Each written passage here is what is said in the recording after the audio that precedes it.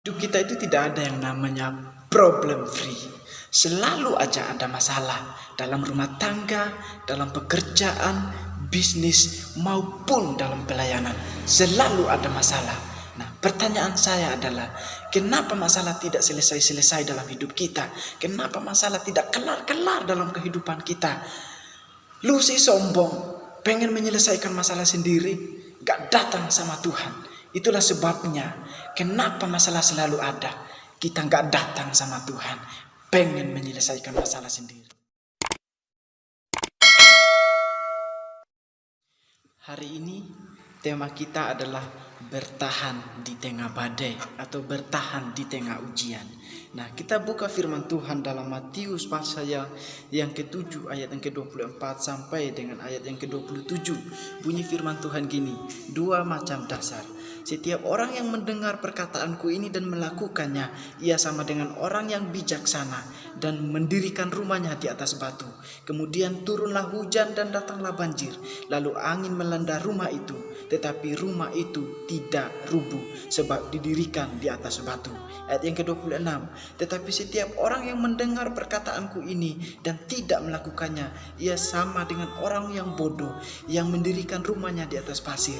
Ayat yang ke-27, kemudian turunlah hujan dan datanglah banjir, lalu angin melanda rumah itu sehingga rubuhlah rumah itu dan hebatlah kerusakannya. Nah, Bapak Ibu Saudaraku yang kekasih, teman-teman yang menonton video ini, hidup kita itu tidak ada yang namanya problem free. Selalu aja ada masalah dalam kehidupan ini. Dalam rumah tangga, pekerjaan, bisnis, maupun dalam pelayanan, selalu ada masalah, selalu ada tantangan dalam kehidupan kita. Nah, pertanyaan saya adalah, kenapa masalah tidak selesai-selesai? Kenapa masalah tidak kelar-kelar dalam kehidupan kita? Lu sih sombong, pengen menyelesaikan masalah sendiri, gak datang sama Tuhan. Itulah sebabnya kenapa masalah tidak selesai-selesai dalam kehidupan kita. Jadi jangan komen kenapa masalah itu tidak selesai-selesai dalam kehidupan kita. Kita gak datang sama Tuhan. Jadi kuncinya adalah kita akan bahas dalam 3 poin yang saya mau bagikan bagi kita saat ini. Yang pertama, berpegang hanya kepada firman Tuhan. Nah, ayat yang ke-24, setiap orang yang mendengar perkataanku ini dan melakukannya, ia sama dengan orang yang bijaksana dan mendirikan rumahnya di atas batu. Artinya, jadikan firman Tuhan sebagai fondasi dalam kehidupan kita. Jadikan firman Tuhan sebagai satu-satunya, bukan sebagai salah satu. Ingat, sebagai satu-satunya dalam kehidupan kita. Dan kita membaca firman Tuhan dan kita melakukannya setiap hari. Orang yang mendengarkan perkataan Tuhan dikatakan dengan sama dengan orang yang bijaksana, dan berbahagialah orang yang mendengarkan perkataan Tuhan dan melakukannya. Nah, poin yang kedua, untuk membentuk karakter kita. Nah, kita ditentukan oleh Tuhan, disebut sebagai orang-orang pemenang. Nah, tidak asing lagi bagi kita kata pemenang ini. Bahkan ada lagu yang dikatakan kita lebih dari pemenang. Nah, Bapak Ibu Saudaraku yang kekasih, tidak semua orang yang disebut sebagai orang-orang yang lebih dari pemenang, hanya orang-orang pilihan Tuhan.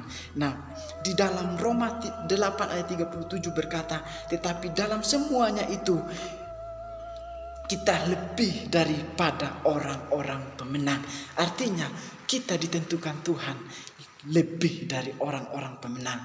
Poin yang ketiga yang saya mau bagikan supaya kita bertumbuh. Arti dari poin ini adalah bagaimana kita bisa bertumbuh kalau kita tidak mengalami masalah dalam kehidupan ini. Bagaimana kita mengalami mujizat Tuhan kalau kita tidak mengalami masalah dalam kehidupan ini.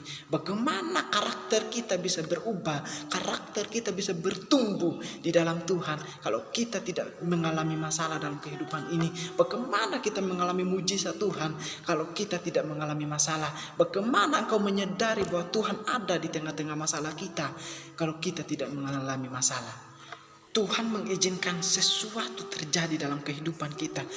Tuhan mengizinkan masalah, proses terjadi dalam kehidupan kita itu untuk kebaikan kita ke depannya, supaya kita semakin hari semakin bertumbuh, supaya kita semakin hari semakin berakar dan berpegang hanya kepada firman Tuhan.